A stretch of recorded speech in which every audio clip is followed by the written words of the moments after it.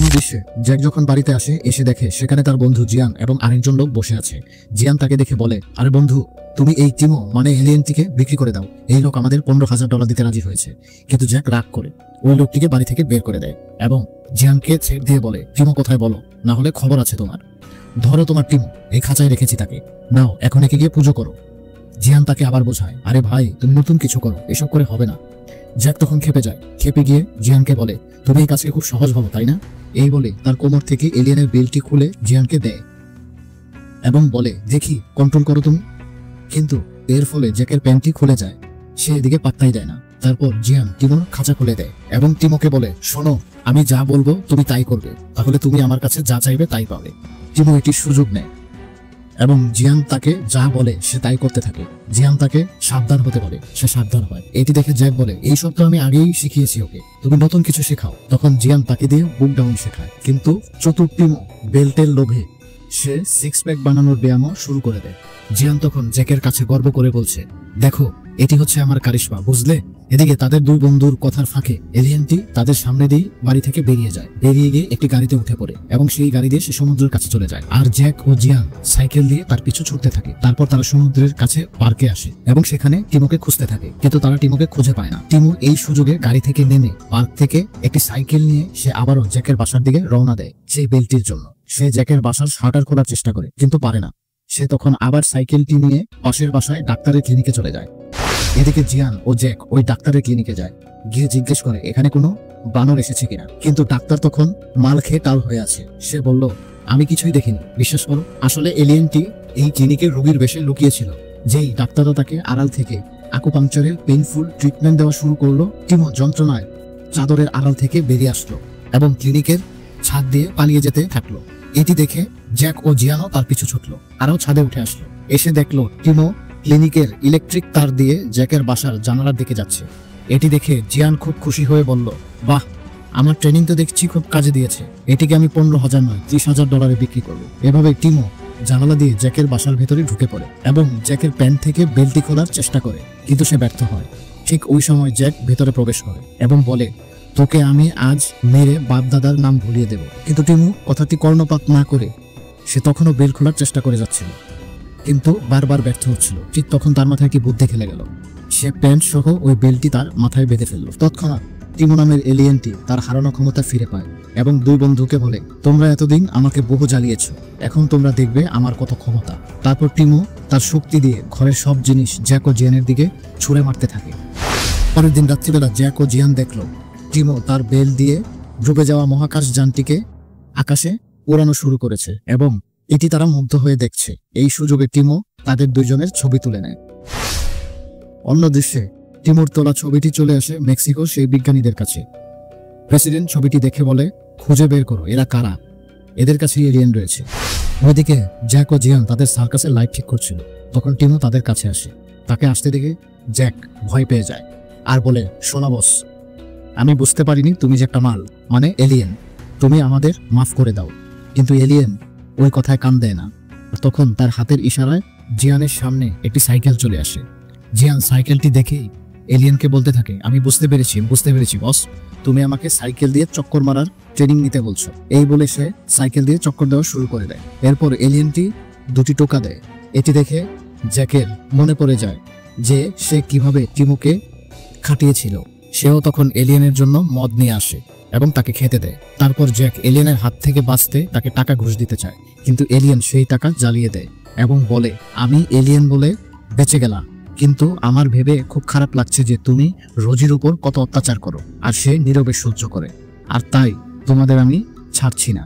এই বলে alien Jack ও জিয়ানকে শূন্যে ঝুলিয়ে রাখে এবং জিন বলটিকে মুখে নিয়ে চাবাতে বলে, কিন্তু জ্যাক চাবাতে গিয়ে সেটি গিলে ফেলে। এটি দেখে এলিয়েন খেপে গিয়ে বলে, তুমি আমার জিন বল দাও, তুমি এটি গিলে ফেললে কেন? এই বলে জ্যাককে সে উল্টো করে শূন্যে ঝুলিয়ে সারা সার্কাস ঘোরাতে লাগলো। কিন্তু এলিয়েনটি বেশি মদ খেয়ে ফেলেছিল বলে সে হঠাৎ করে বমি করা শুরু করে দেয়। তখন জিয়ান জ্যাককে বলল, দেখো বন্ধু, এটি আমার মালের জাদু। এলিয়েন মালটি আমার মদ হজম করতে পারেনি, তুমি তাড়াতাড়ি গিয়ে ওর মাথা থেকে বেল্টটি খুলে ফেলো। জ্যাক তৎক্ষণাৎ সেই কাজটি করে ফেলে এবং পুলিশকে ফোন করে। কিন্তু জিয়ান এলিয়েনের উপর বিশাল ক্ষেপে যায়, কারণ এলিয়েনটি জিয়ানের সব টাকা জ্বালিয়ে দিয়েছে। তাই সে প্রতিশোধ নেওয়ার সিদ্ধান্ত নেয়। কিছুক্ষণের মধ্যে পুলিশ আসে। পুলিশ আসতেই জ্যাক পুলিশকে বলে, এখানে একটি এলিয়েন আছে, এটিকে নিয়ে যাও। অফিসার অবাক হয়ে বলে, কি আজ কি বেশি মাল খেয়ে ফেলেছ? ঠিক তখন জিয়ান এসে পুলিশকে বলে, স্যার আপনি বাদ দেন, এটি বেশি মাল খেয়ে ফেলেছে। এই বলে সে পুলিশকে পাঠিয়ে দেয়। পুলিশ তখন যেতে যেতে বলে, এরপর যদি পুলিশের সাথে সময় নষ্ট করো, মেরে তোমাদের নেশা ছুটিয়ে দেব। তারপর পুলিশটি চলে যায়। জিয়ান জ্যাককে বলে, শোনো বন্ধু, আমি এলিয়েনটির জন্য নতুন পরিকল্পনা করেছি, আমরা এটি সরকারের কাছে বিক্রি করব না। এই বলে সে জ্যাককে একটি বড় কাচের জার দেখায়, যেখানে এলিয়েনটিকে মদের মধ্যে ডুবিয়ে রাখা হয়েছে।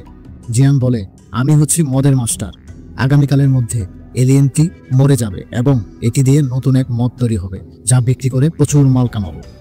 জিয়ানের প্ল্যানটি জ্যাকের মনে ধরে না, কিন্তু এলিয়েনের অত্যাচার বন্ধ হওয়ার খুশিতে তারা সারা রাত মদ্যপান করতে লাগলো।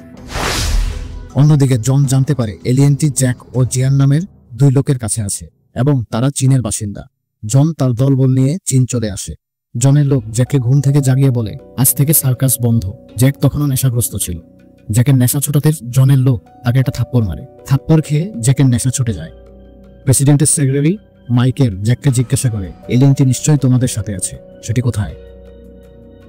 জন সেই কাচের জারের কাছেই বসেছিল, যেখানে এলিয়েনটিকে মদে ডুবিয়ে রাখা হয়েছিল। জারটি অস্বচ্ছ হওয়ায় জন এলিয়েনটিকে দেখতে পাচ্ছিল না। জন ওই জারের পাইপ থেকে কিছুটা পানীয় গ্লাসে ঢালে এবং জানতে চায় এটা কি মদ নাকি। এই বলে সে গ্লাস থেকে মদ পান করতে থাকে। তারপর মাইকেল জ্যাকের ঘরটিকে পরীক্ষা করে, কিন্তু সেখানেও সে এলিয়েন খুঁজে পায় না। কিন্তু জ্যাক দেখে যে এলিয়েনটি একটি স্যুট ঘরের কোণে পড়ে আছে এবং রোজি ঘরের সিলিং এ বসে আছে। জ্যাক একটি বুদ্ধি বের করে, সে রোজির শরীরে সব লোম ফেলে দেয় এবং এটিকে এলিয়েনের স্যুট পরিয়ে দেয় এবং সবাইকে বলতে থাকে এটাই এলিয়েন। জ্যাক রোজিকে স্পেসশিপে ওঠার জন্য সিগন্যাল দেয়। রোজি কথা মতো সেখানে ওঠে এবং তার দরজা বন্ধ হয়ে যায়। জ্যাক জনকে বলে, দেখো এখন তুমি তোমার এলিয়েন খুঁজে পেয়েছো, এখান থেকে এখন চলে যাও। কিন্তু জন বলে, তোমাকে বাঁচতে হবে। এই বলে সে একটি বড় ট্রাকে করে এলিয়েনের স্পেসশিপটি স্টেডিয়ামে নিয়ে যায়। তারপর জন বলে, আমাদের এই স্পেসশিপটি ঠিক করতে হবে এবং এর জন্য চীনের একটি ফুটবল স্টেডিয়ামই আমাদের জন্য সবচেয়ে ভালো জায়গা। তারপর তারা একটি ভুয়া ফুটবল ম্যাচের অজুহাতে চীনের একটি স্টেডিয়াম বুক করে। জ্যাক এবং জিয়ানকে আলাদা একটি ঘরে আটকে রাখা হয় এবং মাইকেল তাদের বলে, প্রথমে আমরা এলিয়েনের সাথে দেখা করব এবং আমাদের ভুলের জন্য ক্ষমা চাইব। জ্যাক তৎক্ষণাৎ প্রস্তাব রিজেক্ট করে, কারণ যদি মাইকেল বা জন এলিয়েনের সাথে দেখা করে তবে তারা বুঝে যাবে যে এটি এলিয়েন নয়, বরং জ্যাকের বানর। তাহলে তারা তাদের দুজনকেই হত্যা করবে। আর তারপর জ্যাক একটি বুদ্ধি বের করে, সে পেট ব্যথার অজুহাত দেখিয়ে বাথরুমে যায় আর সেখানে অনেক কষ্টে সে তার পেট পরিষ্কার করে এবং এলিয়েনের জিন বলটি বের করে, যেটি সে গতকাল খেয়ে ফেলেছিল। তারপর সে স্যুট পরে মহাকাশযানের কাছে আসে এবং সেখানে একটি টিক চিহ্ন আঁকে। এতে মহাকাশযানের দরজাটি খুলে যায়। এবার জ্যাক বলে, রোজি তুমি বেরিয়ে এসো। জ্যাককে দেখে রোজি বাইরে আসে এবং খুশিতে নাচতে শুরু করে। স্টেডিয়ামে থাকা জন ও তার লোকেরা বুঝতে পারছে না কেন এই এলিয়েনটি এমন আচরণ করছে, কারণ তারা তো আর জানে না যে এটি জ্যাকের বানর। জিয়ান তাদের আরো বিভ্রান্ত করার জন্য বলে, এই এলিয়েনটি তার নিজস্ব ভঙ্গিতে আমাদের শুভেচ্ছা জানাচ্ছে, ওরা খুব বুদ্ধিমান তাই না? জিয়ান যা বলে তাই বিশ্বাস করে নেয়। জ্যাক রোজিকে তার সাথে হ্যান্ডশেক করতে বলে, রোজি তাই করে এবং এই সুযোগে জ্যাক সেই জিন বলটি সবাইকে দেখায় এবং বলে, দেখো এই এলিয়েনটি আমাকে এই জিন বলটি দিয়েছে এবং বলছে এই জিন বলটি তোমাদের দিতে চায়। কিন্তু কেউ জানতো না এই বলটি জ্যাকের কাছেই ছিল, যেটিকে সে টয়লেট থেকে ভালো করে ধুয়ে মুছে পরিষ্কার করে এনেছিল। এখন জন এবং মেক্সিকান বিজ্ঞানীরাও বিশ্বাস করেছে যে স্যুটের ভেতর যা আছে তা আসলে একটি এলিয়েন। জ্যাক তখন রোজিকে তাদের দিকে যেতে বলে এবং বলটি জিয়ানের কাছে দেওয়ার নির্দেশ দেয়। রোজিও এগিয়ে যায়, কিন্তু জন আসলে চায় না যে জিয়ান এই বলটি নিতে এগিয়ে যাক। সে নিজেই কোনো প্রকার স্যুট না পরে গ্যালারি থেকে মহাকাশযানের দিকে এগিয়ে যায়। এদিকে জনকে দেখে রোজি মাটিতে শুয়ে পড়ে এবং অভ্যর্থনা জানায়। জনও একইভাবে অভ্যর্থনা জানায় এবং তারপর সেখানে দাঁড়িয়ে থাকা অ্যান্ড্রু বলে, তুমি জিন বলটি তোমার মুখের ভেতর নাও এবং বাম ডান করে চিবোতে থাকো, তাহলে এলিয়েন তোমাকে বিশ্বাস করবে এবং ভাববে তুমি তাকে সম্মান করছো। এই কথা শুনে জন সেই বলটি মুখে দিতে নিল, কিন্তু সে একটি খারাপ গন্ধ পাচ্ছিল। কিন্তু অ্যান্ড্রু বলায় তার কিছু করার ছিল না। সে বলটি মুখের ভেতর নিল এবং দুপাশে চিবোতে থাকলো। এটা দেখে জ্যাক এবং জিয়ান হাসি থামাতে পারে না। তারা মুখ বন্ধ করে অনেক কষ্টে দাঁড়িয়ে থাকে। তারপর জন সেই জিন বলটি ট্রেতে রেখে সেটিকে নিয়ে ভেতরে যেতে থাকে এবং অন্যদের বলতে থাকে, চলো আমরা এলিয়েনকে খুঁজে পেয়েছি। এবং এই ভেবে তারা জ্যাক এবং জিয়ানকে ফেরত পাঠায় এবং চলে যায়। তারপর জ্যাক এবং জিয়ান গর্ব করে দুজনেই বলতে থাকে, আমরা এদের কেমন বোকা বানিয়েছি। জিয়ান বলে যে তুমি যেটি টয়লেটের সাথে বের করেছিলে সেটি ওই গাধাটি বাম ডান করে মুখে ঢুকে চিবিয়েছিল। আচ্ছু, যাই হোক বাবা, আমরা অন্তত এই এলিয়েনের হাত থেকে বেঁচে গিয়েছি। জ্যাক তখন বলল, বেশি বোঝো না, আমার নির্দেশ ছাড়া রোজি কখনোই কিছু করে না, তাই সে মহাকাশযানে উঠবে না। তখন এরা খুব দ্রুত বুঝে যাবে সবকিছু। জিয়ান বলল, তুমি ঠিক বলেছ, চলো এখান থেকে অনেক দূরে চলে যাই, তাহলে ওরা আমাদের ধরতে পারবে না। কিন্তু জ্যাক গাড়ি থামিয়ে বলে, না, আমি যাব না, রোজিকে আমার ফিরিয়ে আনতেই হবে। জিয়ান রেগে যায় এবং বলে, যদি তুমি ধরা পড়ো তাহলে ওরা তোমাকে গুলি করবে। তোমার কাছে এখন দুটি পথ আছে, হয় তুমি আমাকে বেছে নাও, নতুবা তোমার বানরটিকে। জ্যাক বলে, আমি অবশ্যই রোজিকে বেছে নেব। জিয়ান তখন রাগে গাড়ি থেকে নেমে চলে যায়। জ্যাক তখন একটি গান ছাড়লো যেটি সে রোজিকে শোনাতো এবং যে গানটি দিয়ে রোজিকে নাচতে শেখাতো। অন্যদিকে রোজি জ্যাকের বাজানো গানটি শুনতে পায় এবং সে তৎক্ষণাৎ মহাকাশযান থেকে বেরিয়ে আসে এবং জনের দল তাকে ধরার আগেই সে দেয়াল বেয়ে গাছের ডাল ধরে সরাসরি জ্যাকের গাড়িতে চলে আসে। জ্যাকও সেখান থেকে তাড়াতাড়ি গাড়ি নিয়ে চলে যায়। আরেক দৃশ্য ঘটে, একজন বিজ্ঞানী যিনি জিন বলটি পরীক্ষা করেছিলেন তিনি জনকে বলেন, এতে 3 ধরনের উপাদান পাওয়া গেছে স্যার। একটি হলো বানরের ডিএনএ, দ্বিতীয়টি হলো মানুষের পায়খানা, তৃতীয়টি হলো আপনার লালা, কারণ আপনি এটি আপনার মুখের ভেতর রেখেছিলেন।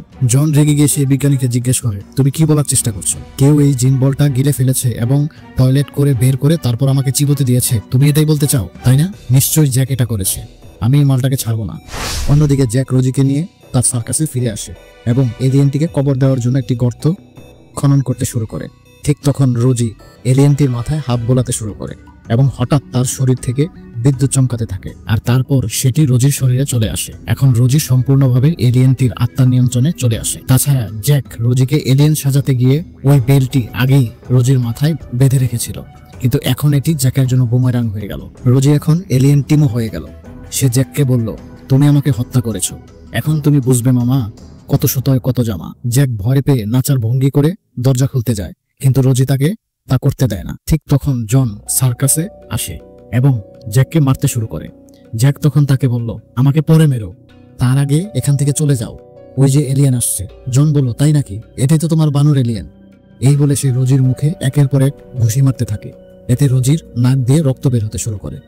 তারপর জন জ্যাককে গুলি করতে যায়। ওই সময় এলিয়েন রূপী রোজি তার শক্তি দিয়ে সবকিছু বাতাসে উড়ানো শুরু করে এবং জনকে আক্রমণ করে। এই সুযোগে জ্যাক বাইরে চলে আসে এবং জিয়ানকে ফোন করে বলে, যদি তুমি শীঘ্রই না আসো তাহলে আমার মুখ তুমি আর দেখতে পাবে না। সেই এলিয়েনটির আত্মা রোজির ভিতরে ঢুকে গিয়েছে, তুমি ভাই তাড়াতাড়ি এসো। অন্য দৃশ্য ঘটে, জন রোজিকে গুলি করার চেষ্টা করছে, কিন্তু সে খুব সাবধানী হওয়ায় জন বারবার ব্যর্থ হচ্ছে। রোজি তখন জ্যাকের গাড়ি উড়িয়ে জনের দিকে ছুঁড়ে মারে এবং বলে, যখন আমি বানর ছিলাম তখন কি অত্যাচারই না করেছো আমার উপর, এখন আমি প্রতিশোধ নেব, আমাকে হত্যাকারী এই মানুষের পৃথিবী আমি শেষ করে ফেলবো। এই বলে সে তার মহাকাশযানটিকে আকাশে উড়িয়ে দেয়। ওইদিকে এসব দেখে জ্যাক মনে মনে বলে, তুমি রোজির শরীরে ঢুকে তাকে নিয়ন্ত্রণ করতে পারো, কিন্তু রোজি তো আর হতে পারবে না, আমি তোমাকে বোঝাবো আমি কি মাল। এই বলে সে রোজির দিকে গাড়ি চালিয়ে দেয়, কিন্তু রোজি সেই গাড়িকে শূন্যে ভাসিয়ে ছুঁড়ে ফেলে। কিন্তু জ্যাকের কপাল ভালো, সে মারা যায়নি। তারপর সে রোজিকে ট্রেনিং দেওয়ার চাবুক দিয়ে রোজিকে কমান্ড করতে নেয়, কিন্তু রোজি সেটিও ছিনিয়ে নেয়। ঠিক তখন আশপাশ থেকে প্যারেড মিউজিক ভেসে আসে। এটি শুনে রোজি অ্যাটেনশন হয় এবং সেলুট দেয়। মিউজিক শুনে অরিজিনাল রোজি জেগে উঠেছিল, কারণ জ্যাক তাকে এই প্যারেডের মিউজিক শুনে অ্যাটেনশন এবং সেলুট দেওয়ার ট্রেনিং দিয়েছিল দীর্ঘকাল।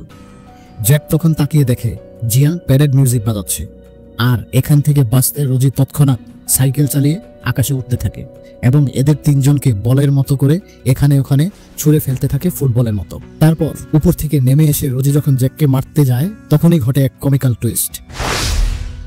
জ্যাক রোজির সামনে রাখে একটি কলা, ফলে রোজি জ্যাককে মারতে গিয়েও আটকে যায়। কিন্তু কেন? কারণ পৃথিবী আলেকজান্ডারকে ভুলে যেতে পারে, জামাই তার বউকে ভুলে যেতে পারে, কিন্তু বানর কলাকে কখনো ভুলবে না। রোজি আস্তে আস্তে এলিয়েনের নিয়ন্ত্রণ থেকে বেরিয়ে এসে কলা খেতে শুরু করে। ঠিক তখন জ্যাক রোজির মাথা থেকে সেই বেলটি খুলে নেয়, রোজি এলিয়েন থেকে মুক্ত হয়।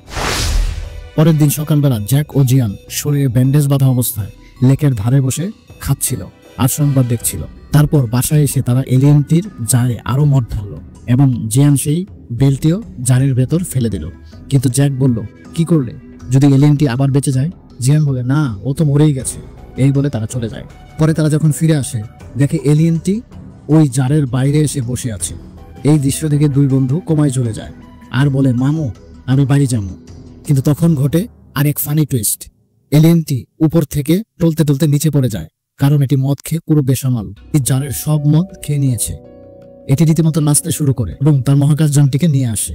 ঘরে থাকা বাকি মদের বোতলগুলিও সে মহাকাশযানে তুলে নেয় এবং বলে, এলিয়েন মানুষ ভাই ভাই, আমরা সবাই মদ খাই, তোমাদের ধন্যবাদ এত সুন্দর মদ খাওয়ানোর জন্য।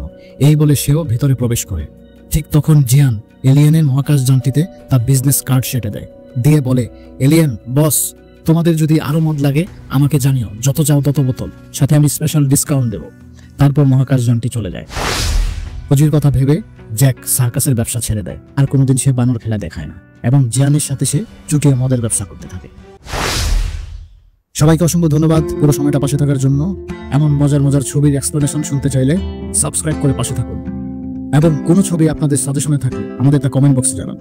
আমরা হাজির হব আপনার সেই সাজেস্টেড ছবির এক্সপ্লেনেশন নিয়ে। সো আর কথা না বলে আজ বিদায় নিচ্ছি। আমরা সবাই ভাই ভাই, শুভেচ্ছা জানাই, বাই।